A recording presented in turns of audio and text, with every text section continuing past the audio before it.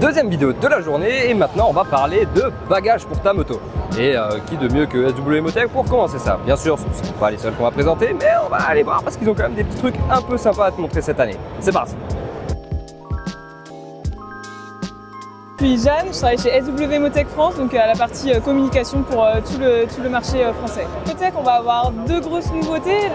Une des principales, ça va être la gamme Legend Gear qui a été redesignée, donc un design plutôt noir, intemporel et un nouveau tissu plus résistant, surtout dans le temps, aux UV et à la pluie.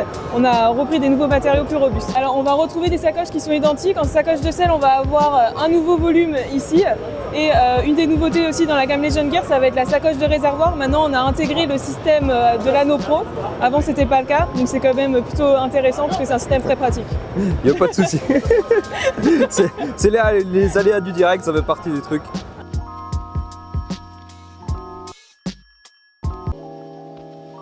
Rebonjour, est-ce que tu peux me parler de cette petite nouveauté? Du coup, ça c'est la deuxième nouveauté et on est plutôt très content de l'avoir, ça faisait longtemps qu'on l'attendait. Donc c'est la valise Dusk que tout le monde connaît, on l'a déjà présenté l'année dernière. Mais là on présente un nouveau volume uniquement en top case et cette fois on peut mettre deux casques dedans. Donc un top case avec deux casques, c'est un volume qu'on n'avait pas avant chez SW Motech, donc c'est quand même une grosse nouveauté.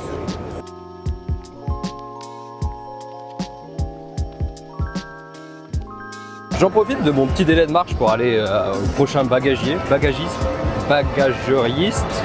qui vend de la bagagerie pour te parler un peu de la Legend Gear qui est du coup renouvelée cette année avec de nouveaux matériaux plus résistants. J'ai vachement aimé cette bagagerie parce que pour le coup j'avais utilisé la première version sur quelques road trips et c'est rare qu'on trouve des bagages qui vont vraiment bien avec je suis très pâle, ouah, la lumière elle me flingue. Ouah. Oui, je disais, c'est assez rare de trouver des bagageries qui vont assez bien avec des motos vintage. Typiquement là, c'était pour une T120 d'une bonne deal. Pour pas gâcher le style, j'étais parti sur ces bagageries-là et je trouve ça juste dingue. C'est pas ce qui se fait de plus pratique en termes de fermeture parce que c'est pas verrouillable, mais en tout cas, si tu cherches une bagagerie cool pour voyager et pas tuer le style de ta moto, les Legend Gear ça part. Et ben voilà, ça c'est de la bagagerie. Deuxième vendeur de bagagerie, on est chez JV, changement de point de vue, hop là. Donc JV qui propose une gamme de bagagerie off-road, les Canyon, qui est du coup cette année proposée avec un nouveau coloris très sympa. Les petites finitions sable, j'aime beaucoup et du coup c'est quelque chose qu'on retrouve sur... Oh, it's okay, thank you. Ouais, j'essaie de pas déranger les gens quand même. Hop, avec du coup ces petites finitions sable, très cool. Et du coup c'est vraiment sur tous les éléments.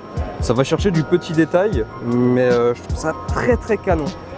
Et pour le coup, là, la F900 sort encore mieux avec ces petits détails. J'aime beaucoup. Autre point à prendre en compte, c'est qu'elles sont verrouillables, j'ai l'impression.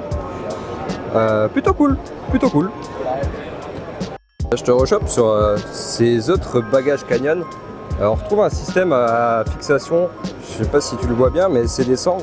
Donc du coup, potentiellement quelque chose qui s'adapte sur toutes les motos et au final qui vient pas ajouter du poids sur l'arrière, ce qui est quand même un fort avantage, notamment si tu fais du off-road.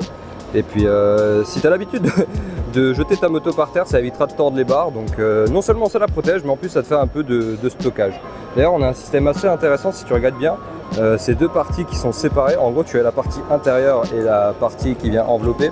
Donc la partie qui vient envelopper reste sur la moto et tu peux sortir la partie intérieure comme un sac pour l'amener à l'hôtel notamment ou au bivouac ou que sais-je, toi aventurier que tu préfères. Et pour finir, ces nouveautés de l'ECMA côté bagagerie, alors ça ne sera pas forcément des nouveautés mais c'est un truc qui n'est pas forcément connu. Il faut savoir que la marque JV a une seconde marque, plus entrée de gamme en gros, plus accessible, qui est Kappa et je pense que c'est important de te montrer quelques trucs qu'on trouve par ici parce que je trouve qu'il y a vraiment des trucs intéressants. Bon alors, en termes de top case, là on est sur du classico-classique, focus impeccable. Là c'est sûr que ça casse pas des briques, mais par contre on a des petites sacoches, un peu dans le style justement de la sacoche off-road qu'on trouvait chez JV, qui sont pas piquées des hannetons, j'aime beaucoup, les rugged waterproof en plus, nickel. On a le bac pour l'arrière et en fait moi il y a un truc sympa, on sent qu'ils ont confiance dans l'étanchéité de leur feu. Donc en fait ils font pas que de la bagagerie, ils font aussi tout ce qui est équipement pour la moto. Je vois des supports de téléphone. Alors qu'est-ce qu'on a? On a des dosseraits, des feux additionnels, des petites protections pour la roue de la BM, des petits bacs pour mettre les outils. Plutôt cool, on a une gamme rigide plutôt complète, même pas mal en termes de design, hein, c'est assez recherché quand même. Mais ce qui me branche moi c'est surtout cette partie là que tu vois. On va prendre un peu de recul, hop. Donc il y a les rugs qu'on retrouve aussi en grosse sacoche latérale. Sympa en vrai dans le coloris gris avec les petites finitions orange. Et surtout la petite collection un peu vintage que je trouve magnifique. C'est dans un vert kaki un peu à l'ancienne, hein, clairement, avec un petit logo Rambler. Alors, attendez, je vais essayer de faire le petit focus dessus qui va bien. Ça rend carrément sympa. J'aime beaucoup. On a une sacoche aussi en cuir là-haut, mais c'est pour l'art Harletis, ça c'est chelou. Et je rigole, hein, je vous aime bien. Mais en tout cas, ouais, cette petite gamme là, je la trouve vraiment sympa.